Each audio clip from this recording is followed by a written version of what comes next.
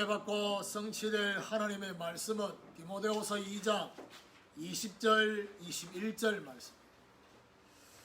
디모데후서 2장 20절 21절 우리 두 절 같이 합독하도록 하겠습니다. 시작.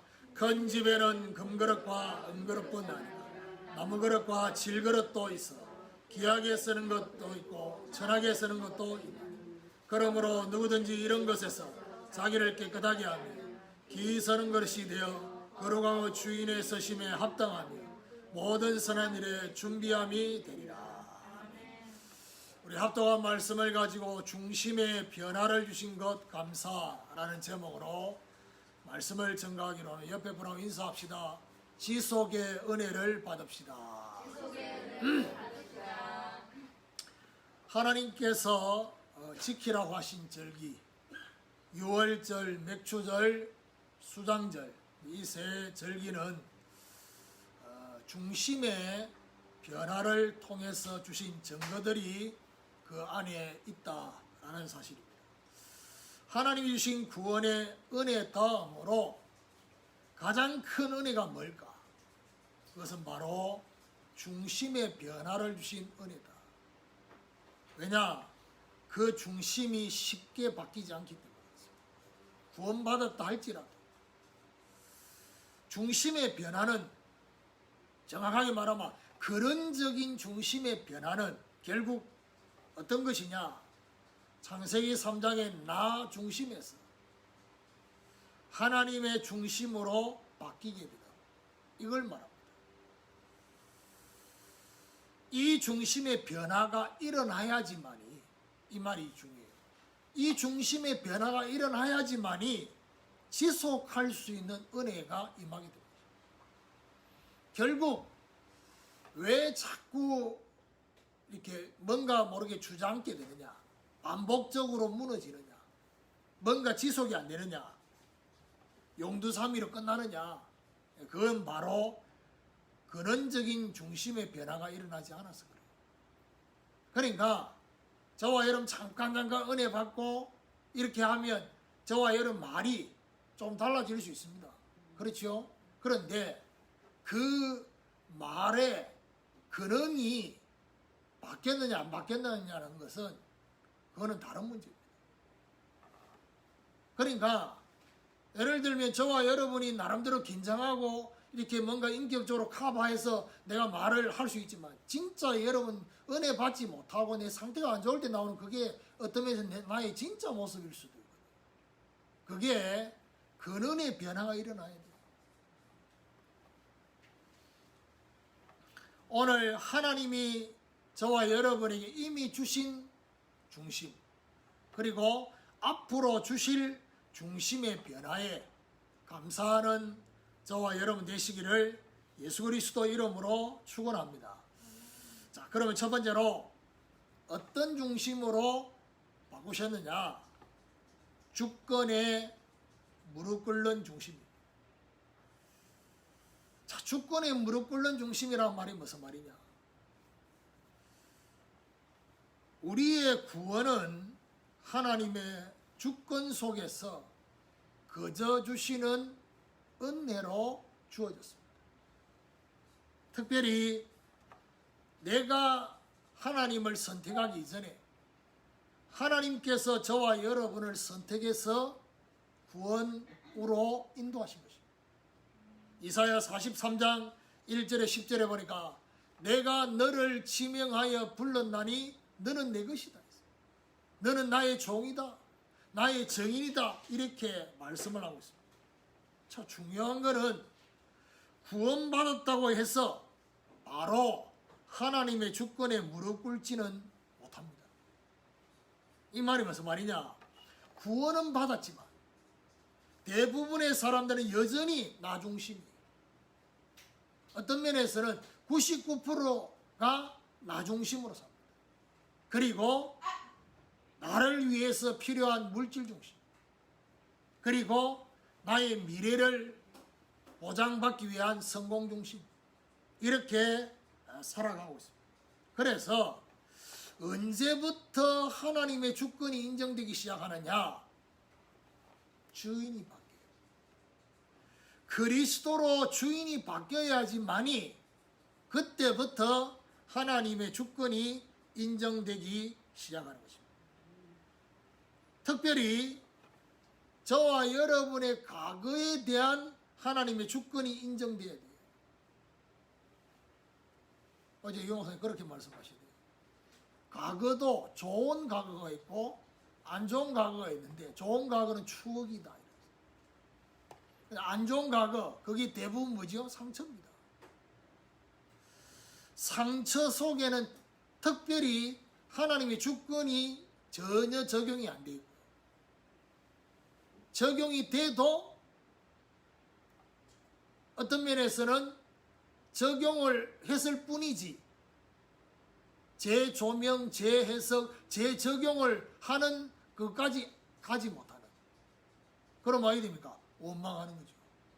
하나님 내 과거를 이런 식으로 허락하셨다고? 이런 식이 돼요.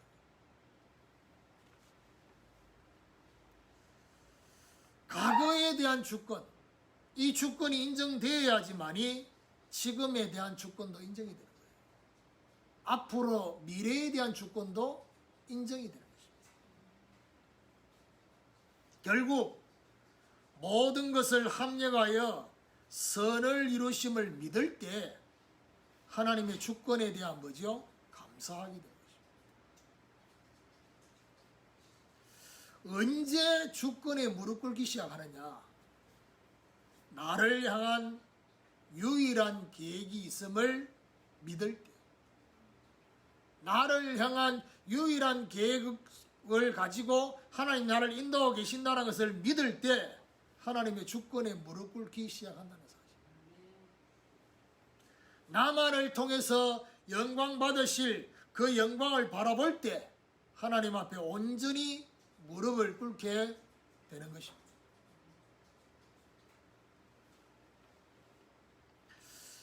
언제든 대부분의 성도들은요, 하나님의 사랑을 받고 싶어 합니다. 하나님의 은혜를 받고 싶어 하고, 물론 안 받고 싶어 하는 사람도 있지만, 받고 싶어 합니다. 뭔 얘기를 하려고 지금 얘기를 했냐? 오늘 양육반 메시지 하면서 되겠죠. 하나님의 사랑, 하나님의 은혜, 하나님의 도움을 받고 싶어라 하는데, 정작 내가 하나님을 사랑하느냐는 겁니다. 여러분, 사랑이라는 것은 일방적이지 않습니다. 교통. 물론 하나님이 저와 여러분을 일방적으로 사랑해서 구원하셨고 오늘도 일방적인 은혜를 주고 계시는데 저와 여러분에게 하나님을 사랑하는 그 마음이 없으면 하나님이 나를 사랑하는 걸 하기를 못해요. 여러분, 주권에 무릎 꿇는다는 그 속에는 뭐가 있는 줄 압니까? 저와 여러분은 절대 안 된다는 사실에 대한 무릎 꿇음의 시작이 일어나야 돼요. 내 힘으로는 안 된다는 거예요.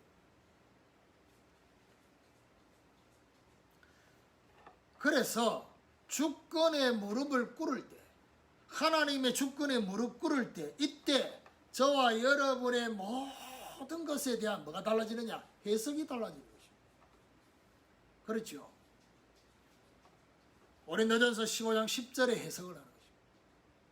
내가 다른 사도들보다 더 많이 수고한 것처럼 보이지만 나 된 것은 하나님의 은혜로 된 것이다. 하나님의 은혜로 해석이 되어지는 이 해석.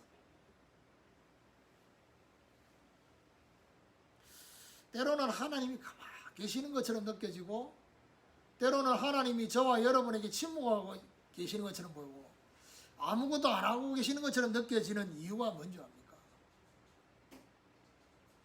마치 비가 와야지 곡식이 되고 비가 와야지 삶을 영위할 수 있는 이스라엘 땅에 3년 6개월 동안 비가 오지 않았던 그 엘리야 시대. 왜 그래요? 비가 와도 하나님이 준 걸로 인정을 하지 않을 거니까. 하나님이 언제까지 기다리느냐? 이거 하나님이 주신 것이고 이거는 하나님이 이걸 통해서 영광 받기를 원하신다는 이 중요한 결론이 날 때까지 기다리고 계시는 거예요.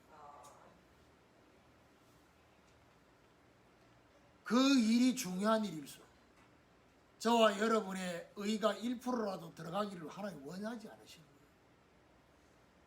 결과적으로는 그 의가 들어간 만큼 그 뒤에 힘들어집니다. 뒤탈이 옵니다. 그래서 그렇습니다. 오늘 저와 여러분 하나님의 주권에 무릎 꿇는 중심의 변화, 아마 여러분이 아무 생각 없다고 할 수는 없겠지만 1월 달에 기도 제목 내라고 했을 때 그나마 조금이라도 생각하고 기도 제목 적었는데 그 기도 제목 때문에 저와 여러분 삶이 이렇게 바뀔 줄이야 생각을 못했겠죠. 그리고 더 중요한 거는 그 기도 제목 때문에 이렇게 되고 있다고 생각을 못할 거예요. 하나님은 저와 여러분의 중요한 기도 제목을 내는 거기에 간섭하셨고요. 그리고 그 기도 제목대로 내가 낸 것처럼 보이는데 그게 아니라 그 기도 제목대로 하나님이 저와 여러분을 지금 이끌어 가시는 그 속에 뭘요? 주권에 무릎 꿇도록 이 중심의 변화를 주신 것에 대해서 오늘 저와 여러분 감사하는 이런 축복이 있기를 예수 그리스도 이름으로 축원합니다. 두 번째로 인도를 따라가는 중심. 하나님 주권에 무릎을 꿇는 것만큼 인도를 따라가는 중심이 되어집니다. 구원을 받았지만 늘 자신을 주장하니까 한계에 부딪힐 수밖에 없는 것입니다. 출애굽하고 난 이후에 하나님은 이스라엘 백성들을 불과 구름 기둥으로 앞서 인도하셨어요. 출애굽기 40장 34절에서 38절에 보니까 이스라엘 백성들이 있는 그 성막, 회막 거기에 하나님의 여호와 영광이 불과 구름 기둥으로 임하셔서 그들의 가는 길에 앞서 보이셨다 했어요. 불과 구름 기둥 무슨 말입니까? 왜 불 기둥이 필요합니까? 추워요. 밤에 추우니까. 밤이 되면 또 어두우니까. 그렇죠? 구름 기둥이 왜 필요합니까? 너무 더우니까. 불과 구름 기둥을 인도하신다는 말은 무슨 말입니까? 보호하시면서 인도하신다. 자, 그러면 문제가 뭐냐? 왜 하나님의 인도를 따라가지 못하느냐? 이 생각을 해봐야 돼요. 하나님의 인도를 따라가지 못하는 이유가 뭐냐는 겁니다. 이스라엘 백성들을 한번 생각해 보면 출애굽했어요. 가나안 땅 가야 되는데 문제는 뭐냐? 대부분의 사람들이 다 죽었습니다. 강야에서. 왜 죽었을까요? 강야가 전부인 것처럼 생각한 거예요. 그게 문제예요. 인도를 따라가야 되는 중심이 생기지 못하고 인도를 따라가야 되겠다고 생각하지 못하는 이유가 뭐냐? 지금 있는 이것이 전부인 거예요. 이게 전부 아니에요, 지금.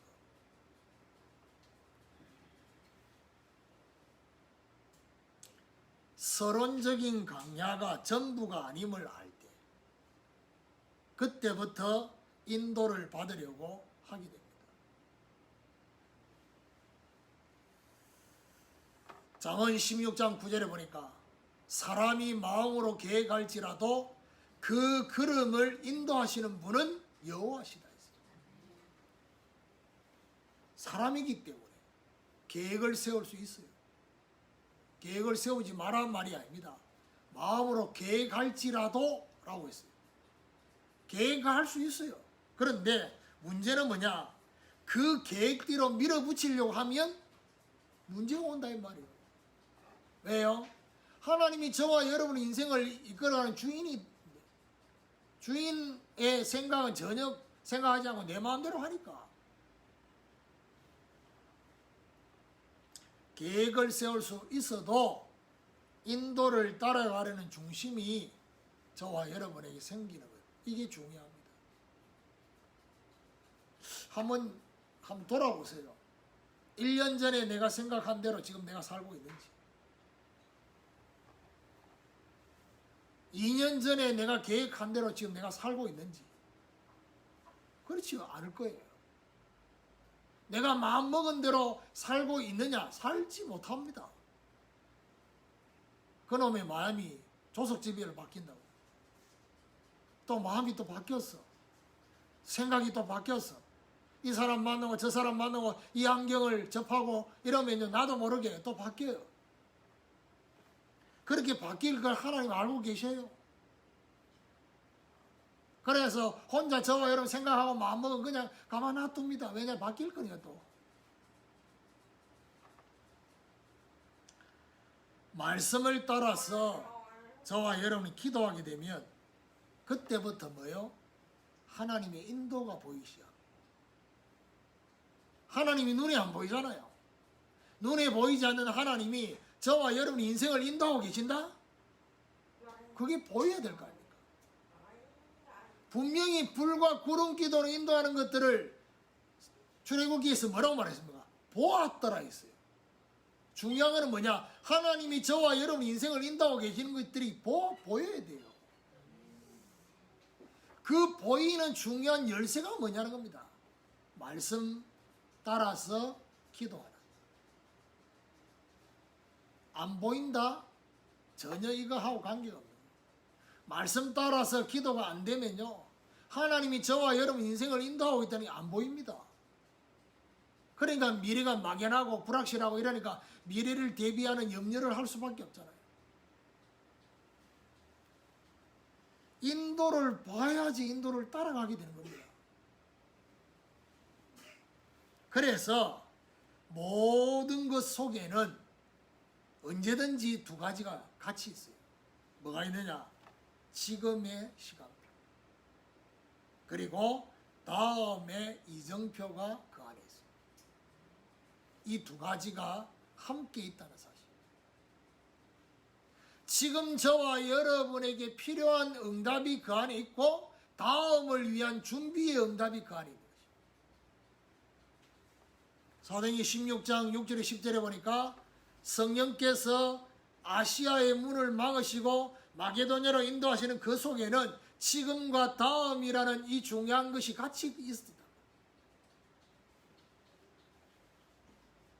저는 하나님이 지금 우리 교회와 한국 교회와 세계 교회에 하나님이 지금도 중요한 뭔가 일을 하고 계시는 것이 느껴져요. 사람들을 만나고 사람들하고 뭔가 대화를 하고 전화를 하고 이렇게 하면서 느껴지는 게 뭐냐? 아, 하나님이 지금 뭔가를 작업하고 계시구나. 우리가 모르고 있는, 우리는 전혀 느끼지 못하는 그 일들을 작업하고 계시고, 그리고 하나님이 다음 시간표를 준비하고 계시구나. 준비하시는 방법이 뭐겠습니까? 직접적인 그 문제에 정말 어려움을 당하도록 하면서 그 다음 시간표로 우리를 인도하시고,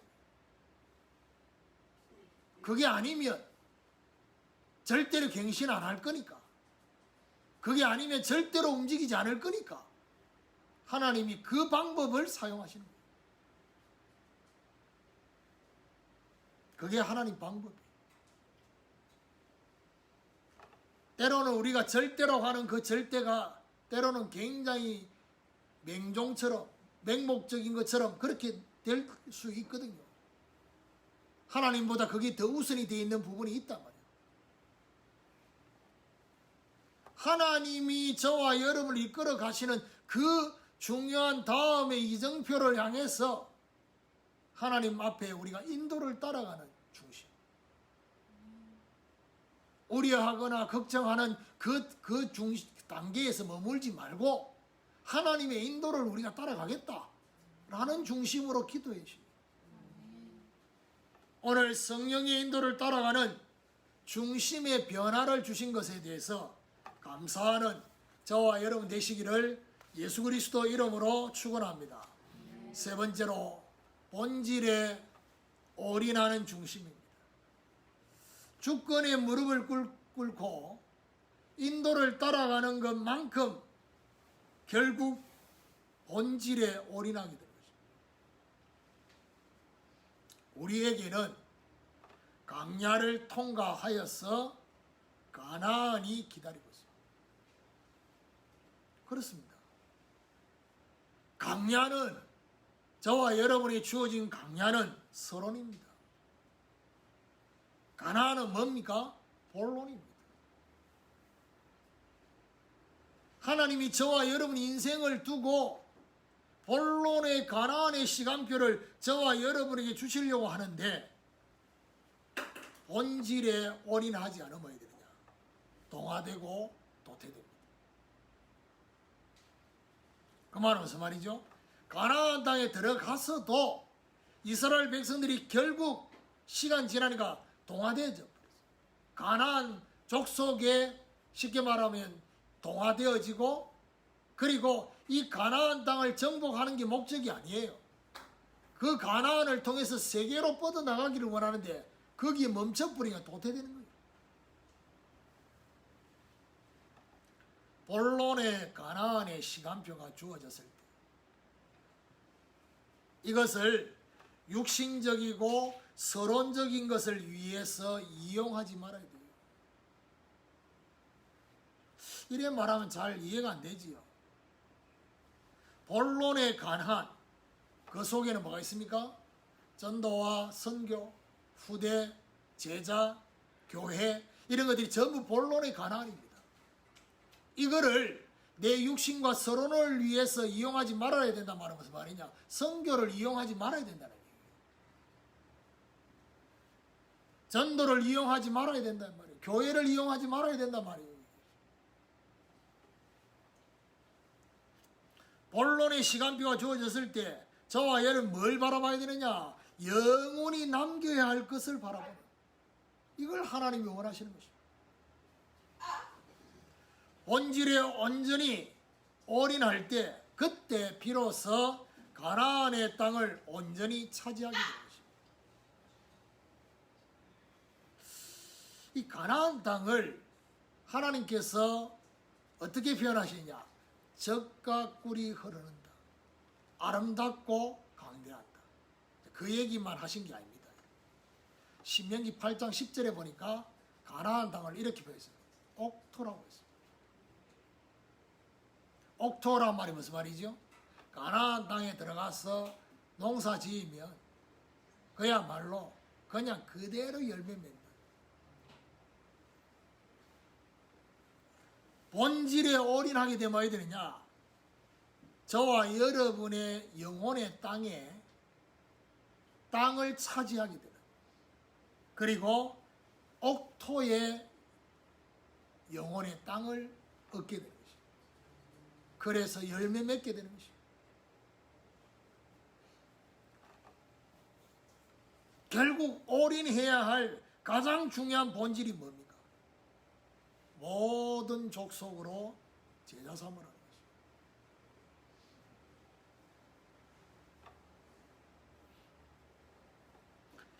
저와 여러분이 직접적으로 모든 족속으로 제자 삼는 이 부분에 직접적으로 저와 여러분 쓰임 받으면 참 좋겠지요. 근데 그렇지 않더라도 기도라도 해요. 저는 하나님 앞에 성경을 고등학교 때 이렇게 집중적으로 읽으면서 뭐 제가 읽는 것마다 다 깨닫겠습니까? 그렇지 않습니다. 1년에 집중적으로 제가 한 4-5독을 하면서 정리가 된 게 있다니까. 그게 바로 뭐냐? 인생의 목적이 뭔지 이거 생각하면서 하나님의 영광을 위해서 사는데, 하나님의 영광을 위하는 게 뭘까? 그것이 바로 하나님 나라를 위하는 것이다. 하나님 나라를 위하는 게 뭘까? 우리 주님이 부활하시고 난 이후에 마지막으로 남긴 그 말씀, 이거다. 그러면 내 인생이 이 부활의 메시지와 관계없다고 한다면 나는 하나님이 정말 원하시는 하나님 영광과 하나님 나라와는 관계없는 인생이 됩니다. 우리 주님이 부활하시고 제자들은 그게 40일이 될지 몰랐지요. 주님은 40일을 생각하고 메시지를 하셨어요. 그러면 정해진 40일 동안 우리 주님이 집중적으로 말씀한 그것이 바로 뭡니까? 인간적으로 보면 주님이 성천하기 직전에 하신 말씀인데, 인간적으로 보면 주님은 유언이 아니지요. 돌아가시지 않았습니까? 부활하시고 난 뒤에 하시고. 그런데 우리 입장에서 볼 때는 마지막 유언과 같은 가장 진짜 하고 싶은 얘기를 그때 하셨다. 근데 그 부분에 내가 관심이 없다. 내 인생이 그하고 관계없다. 그러면 정확하게 말하면 하나님하고 내 인생은 별로 관계가 없다. 모든 족속으로 죄가 삽니다. 그리고 가장 중요한 본질 중에 하나가 뭐냐? 후대입니다. 우리의 후대. 이 후대가 영적 서밋으로 세워집니다. 이 후대가 기능 서밋으로 세워집니다. 참고로 이 중요한 후대가 영적 서밋과 기능 서밋, 어느 것이 먼저입니까? 영적 서밋이 먼저입니다. 그런데요, 정말 하나님과 제대로 관계가 안 되는 후대, 계속해서 안 좋은 쪽으로 머리가 돌아갑니다. 그렇죠? 그리고 이런저런 핑계 대가 하면서 하나님하고 관계없는 삶으로 자꾸 갑니다.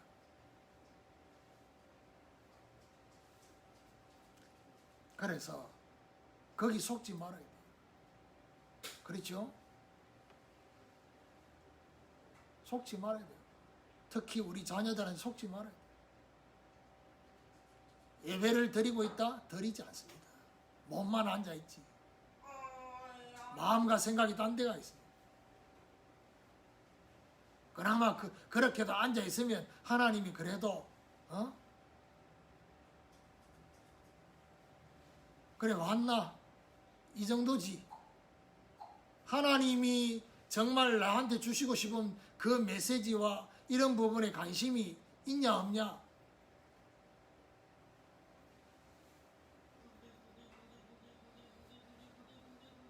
예배 시간에 딴짓 한다? 그 자체가 하나님 생각이 없는 거예요. 하나님 바라보는 게 없어요. 왜 내가 지금 이런 얘기하면 우리 새끼들이 그거 하고 있다는 게 지금. 이거 얘기하니까 원하는 장면, 자기는 괜찮고 옆에 이게 똑같아.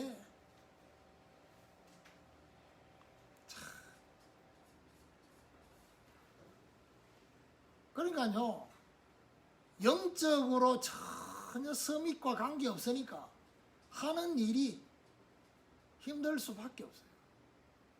힘들어야 돼요. 그래야 하나님 바라보지. 그래야 주권에 무릎 꿇지. 좀 될 것 같은데 안 되잖아. 그러니까 오늘 저와 여러분 제자와 후대에 올인하는 중심의 변화를 주신 것, 또 주실 것에 대해서 감사하는 축복이 있기를 예수 그리스도 이름으로 축원합니다. 결론입니다. 중심의 변화는 오늘 본문이죠. 큰 집에는 금그릇과 은그릇뿐 아니라 나무그릇과 질그릇도 있어 귀하게 쓰는 그릇도 있고 천하게 쓰는 것도 있다. 근데 21절에 그러므로 누구든지 이런 것에서 자기를 깨끗하게 하면 귀히 쓰는 그릇이 되어져. 여기서 그 다음 말이에요. 거룩하고 주인의 쓰심에 합당하다. 무슨 말입니까? 주인 되시는 하나님. 그 하나님이 쓰시는 깨끗한 그릇이 중심의 변화. 여러분, 깨끗한 그릇이라는 것은 결국 무슨 말이죠? 하나님이 새로운 것을 담을 수 있는 그릇으로 바뀌었다는 얘기예요. 저와 여러분의 인생과 내 중심에 하나님이 새로운 것을 담을 수 있는 그릇이 되어졌어요. 그러면 깨끗한 그릇은 결국 뭘 말합니까? 하나님 주권에 무릎 꿇을 때 깨끗한 그릇이 되는 것입니다. 하나님 주권에 무릎 꿇는 만큼 내 중심이 깨끗해지는 거예요. 심플해지는 거예요.